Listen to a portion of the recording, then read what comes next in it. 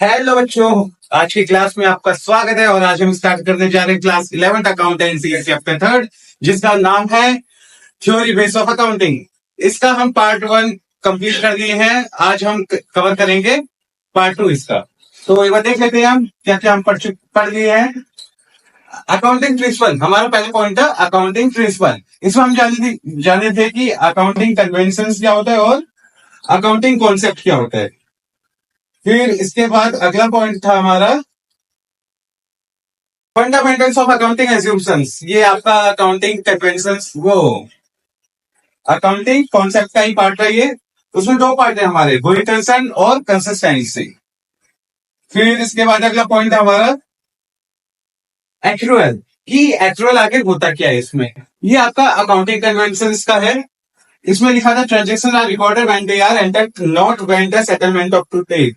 इसके बाद money management principles था।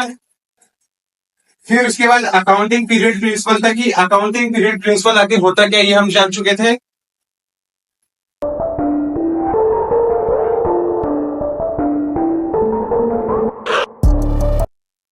फिर आज की क्लास यहां से चालू होगी, जिसका नाम फुल डिस्क्लोजर प्रिंसिपल, कि अकाउंटिंग थ्योरी में आखिर फुल डिस्क्लोजर प्रिंसिपल आखिर होता क्या है।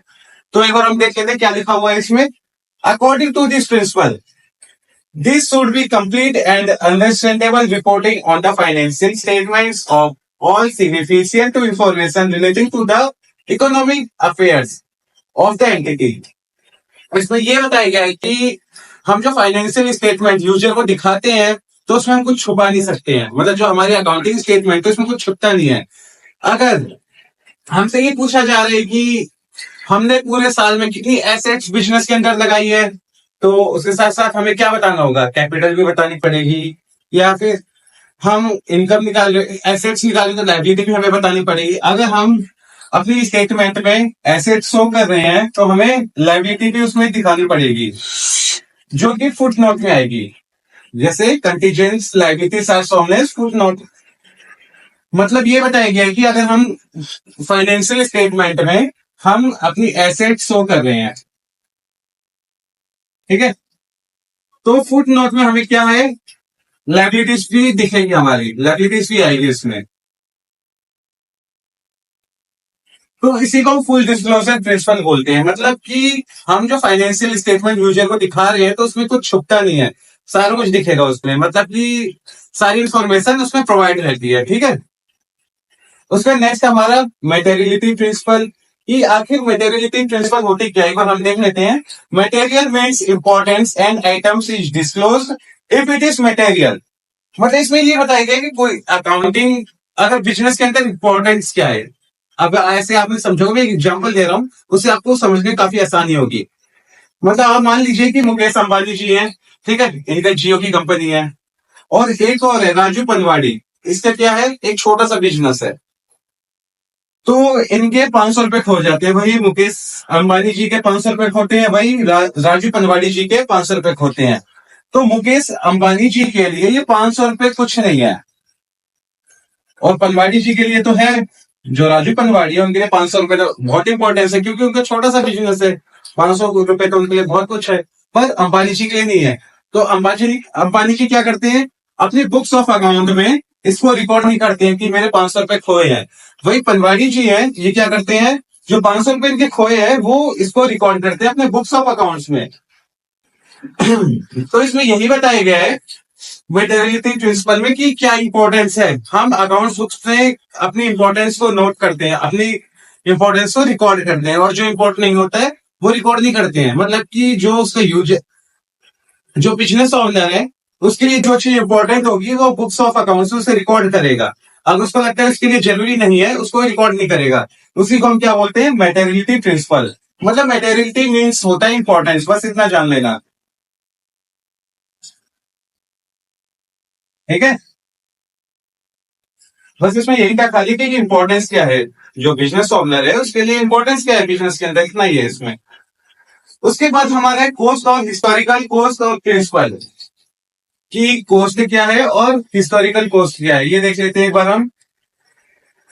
तो इसमें लिखा हुआ है according to this principle Fixed assets are always recorded at cost. Ignore market price.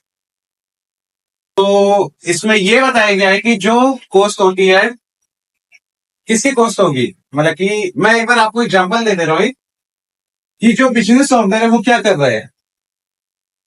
जैसे पिछले साल उसने क्या किया, एक ऐसे मशीन लगवाई बिजनेस के अंदर, उसकी कॉस्ट क्या थी, 1.5 लाख रुपए। एग्जाम्पल ले रहे हैं हम, 1.5 लाख रुपए उसकी कॉस्ट थी। जो मशीनरी बिजनेस ओनर ने बिजनेस में लगाई है, पर वही मशीन अभी जब उसने खरीद ली, अब ये साल यही मशीन हो गई कितने रुपए की, 1,20,000 की। तो 30,000 रुपए का नुकसान हो ही गया ना।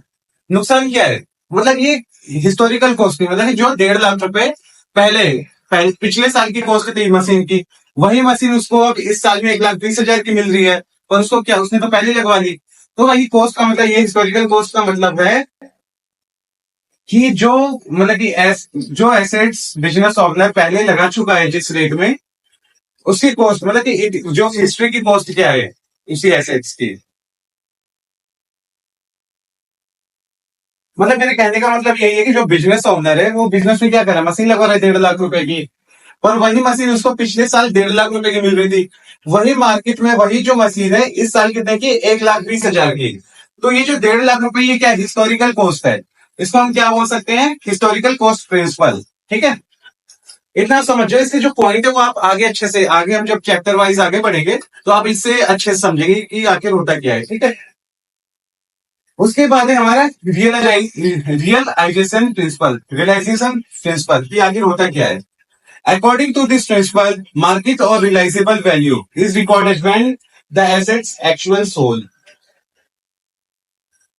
इसमें यह बताया गया है कि रियलाइजेबल वैल्यू क्या होती है आखिर मार्केट की, मतलब सेम ऐसे ही है, कॉस्ट ऑफ हिस्टोरिकल कॉस्ट जैसे ही, मैं समझा दे रहा हूं आपको अच्छे से। कोई सामान है, अगर हम उसको, जैसे क्या हुआ है, हमने पिछले साल क्या किया, कुछ सामान खरीदा, मतलब कि हमने बेचने के पर्पज से, सेल करने के पर्पज से कुछ सामान खरीदा। कितने का खरीदा, हमने खरीद लिया, हमने 3 लाख रुपए का कोई सामान खरीदा हमने सेल के पर्पज से। ठीक है, पर वो सेल नहीं हुआ है, मतलब बिका नहीं, वो 3 लाख रुपए का जो सामान था बिका नहीं, पूरे साल नहीं बिका। वो किसमें चला जाएगा, हमारे क्लोजिंग स्टॉक में, अनसोल्ड है जो, ये किसमें चला जाएगा, आपका क्लोजिंग स्टॉक में चला जाएगा। मतलब हमने क्या किया, 3 लाख रुपए का सामान खरीदने का पर्पज से तो खरीदा था, पर वो हमारा, मतलब बेचने के पर्पज से खरीदा था हमने उसे, पर वो बिका नहीं, हमारा पूरे साल नहीं बिका, वो चला गया हमारा क्लोजिंग स्टॉक में।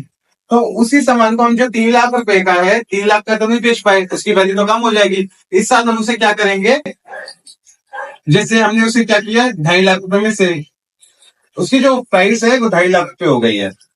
मतलब जो हमने सामान खरीदा था सेल के पर्पज से 3 लाख रुपए का, पर वो सेल नहीं हो पाया था किसी वजह से, तो वो, उसकी जो वैल्यू थी 3 लाख रुपए थी, जो सामान हमने खरीदा था उसकी वैल्यू थी कितनी, 3 लाख रुपए, उसका जो अमाउंट था 3 लाख रुपए मार्केट में चल रहा था उस टाइम पे, पर वही पूरे साल नहीं बिक पाया हमारा। इस साल में वो 2.5 लाख रुपए की उसकी मार्केट वैल्यू है, तो ये क्या कहलाएगा, रियलाइजेशन प्रिंसिपल कहलाएगा वो। समझे आप, मतलब अभी समझे, मैं फिर से समझा दे रहा हूँ इसको। मतलब कोई सामान है, हम क्या कर रहे हैं, जैसे कि हमने कुछ सामान परचेज किया, जैसे हमने क्या किया, कुछ साड़ी परचेज की, हमने साड़ी परचेज करी है सेल के पर्पज से। कितने रुपए की परचेज की हमने, कोई साड़ी है, 1,500 रुपए की कॉस्ट थी उसकी, जो हमने खरीदी थी उसकी कॉस्ट थी 1,500 रुपए, ये मान लो कॉस्ट मान लो इसको आप। ठीक है, पर वो पूरे साल नहीं बिक पाई, वो आके कब बिकी है, इस साल में।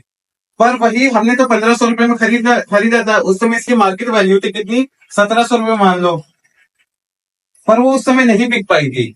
इस साल उसकी जो कॉस्ट, मतलब जो उसकी मार्केट वैल्यू है वो 1,700 से कम होगी, कितनी होगी, 1,300 रुपए हो गई है।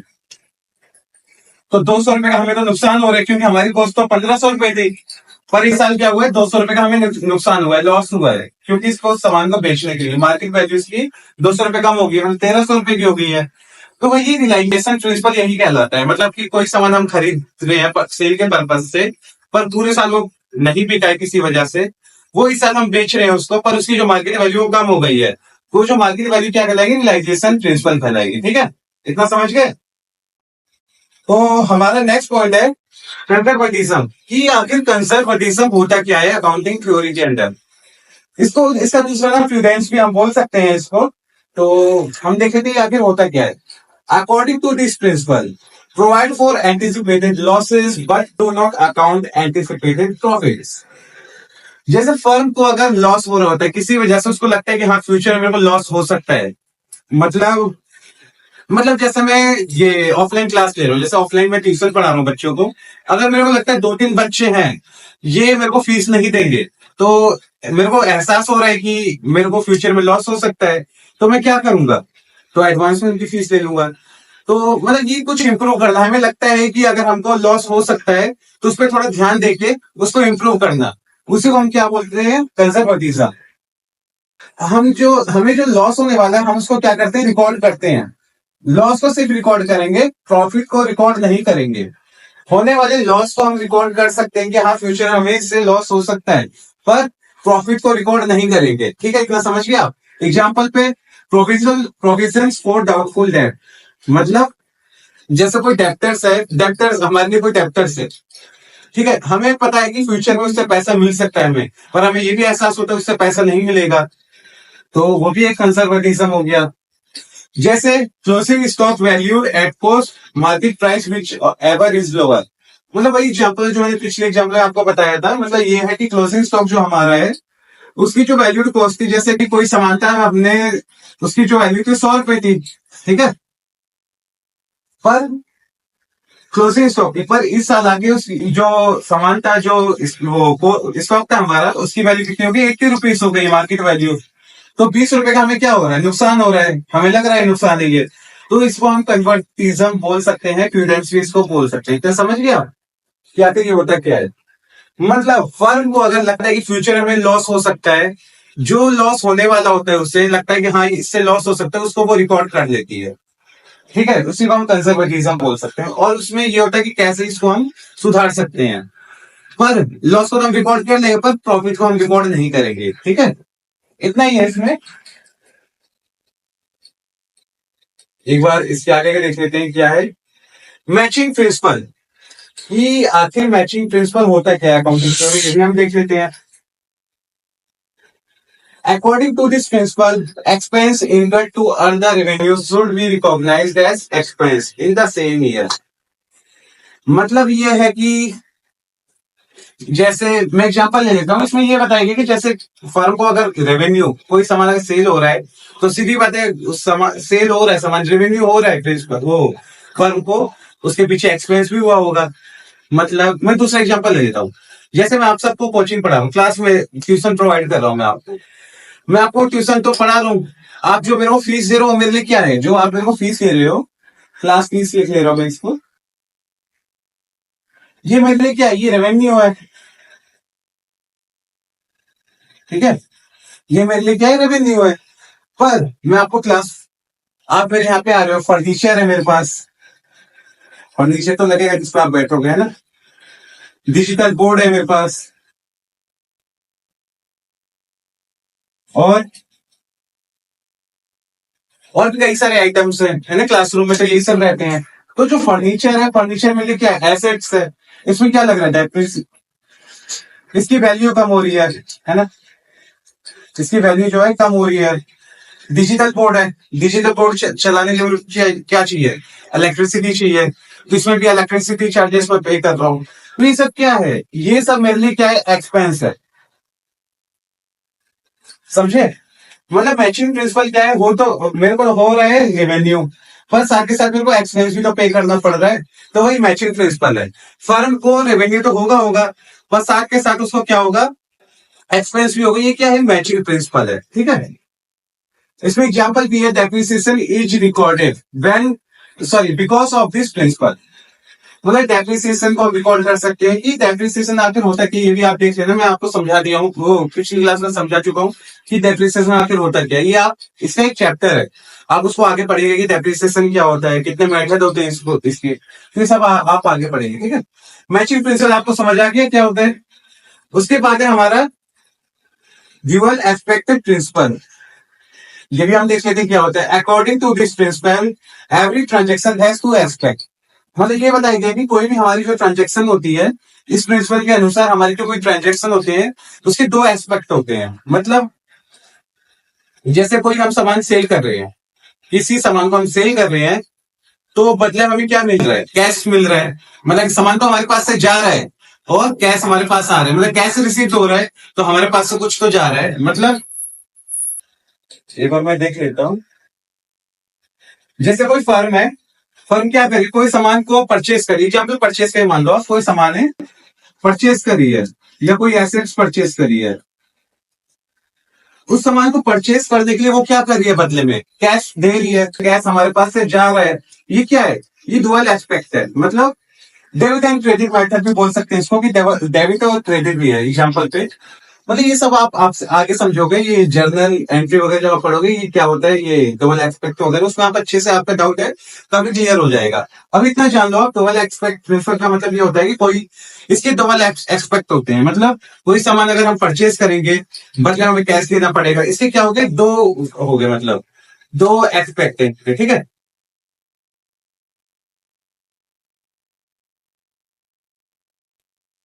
दूसरा देख लेते हैं, और आगे का पॉइंट क्या है हमारा, रेवेन्यू रिकॉग्नाइजेशन। हम देख लेते हैं कि आखिर रेवेन्यू रिकॉग्नाइजेशन आखिर होता है क्या है इसमें। According to this principle revenue is recognise when right to receive is establish. मतलब अगर हम इसे देख लेते हैं क्या होता है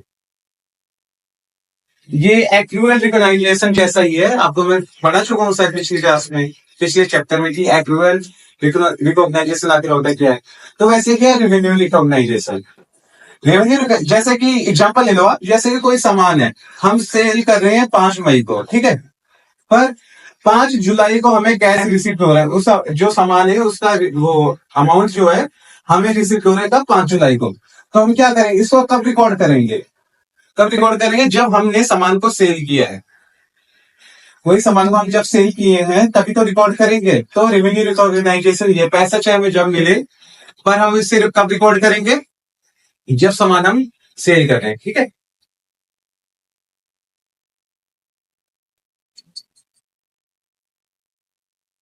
इसके बाद नेक्स्ट पॉइंट है हमारा वेरिफिएबल ऑब्जेक्टिव प्रिंसिपल। एक बार ये भी देख लेते हैं क्या है, ये लास्ट पॉइंट है इस चैप्टर का। इसमें लिखा है according to this principle transaction is recorded on the basis of evidence. मतलब इसमें यह बताया गया है कि इस प्रिंसिपल के अनुसार जो ट्रांजेक्शन होती है, जो हम रिकॉर्ड करते हैं, किस बात पे रिकॉर्ड करेंगे, किस मतलब कि किस वजह से रिकॉर्ड करेंगे, हम कैसे रिकॉर्ड करेंगे, हमारे पास उसका कोई एविडेंस होगा तो हम उसको रिकॉर्ड कर सकते हैं। एविडेंस मतलब क्या होता है, जैसे एग्जांपल ले रहा हूं मैं, जैसे कि कुछ सामान हमने परचेस किया है, ठीक है, जैसे कोई हमने सामान परचेस किया है, तो हम उसे कैसे रिकॉर्ड कर सकते हैं। आप तब रिकॉर्ड करोगे हम लोग उसे बुक्स में, जैसे कोई सामान है हमने परचेस किया है, तो उसको हम कैसे रिकॉर्ड कर सकते हैं, जब उसका हमें बिल होगा, हमारे पास जब बिल होगा उसको लगा के तो आप इसे रिकॉर्ड कर सकते हो। तो उसमें यही बिल एक तरीके का आपके लिए क्या एविडेंस है, कि हाँ, सबूत है आपके पास कि हाँ इसने ये सामान परचेस किया है। इसके अलावा आपके पास क्या प्रूफ है कि आपने सामान परचेस किया है, आपके पास जो एविडेंस है वो क्या है, बिल है। तो इसमें यही बताया गया वेरिफिएबल ऑब्जेक्टिव प्रिंसिपल जो है वो क्या है, कि जैसे कोई हम ट्रांजेक्शन करते हैं उसका हमारे पास एक एविडेंस होना चाहिए। कैसे हम उसे रिकॉर्ड कर सकते हैं, हमारे पास अगर एविडेंस होगा तभी तो हम उसे रिकॉर्ड कर सकते हैं। बुक्स ऑफ अकाउंट्स है हमारे, समझ गया। मतलब हमारे पास कोई भी सामान हम परचेज कर रहे हैं, सेल कर रहे हैं, मतलब ट्रांजेक्शन हो रही है फर्म के अंदर कोई, तो उसको हम रिकॉर्ड कब करेंगे, जब हमारे पास बिल्स होंगे या कोई एविडेंस, कुछ भी हो सकता है, आप मान लीजिए। बस यही है, इतना नहीं है कुछ, ठीक है। तो तो बस हमारा चैप्टर यही कंप्लीट होता है। बस इतना ही इस चैप्टर में, टॉपिक यही खत्म होता है। हम आपसे जल्द ही मिलेंगे नए टॉपिक के साथ। तो तब तक के लिए धन्यवाद। आप हमारे चैनल को सब्सक्राइब करिए, वीडियो को लाइक करिए, कमेंट करिए और हमारी वीडियो को शेयर करिए। धन्यवाद।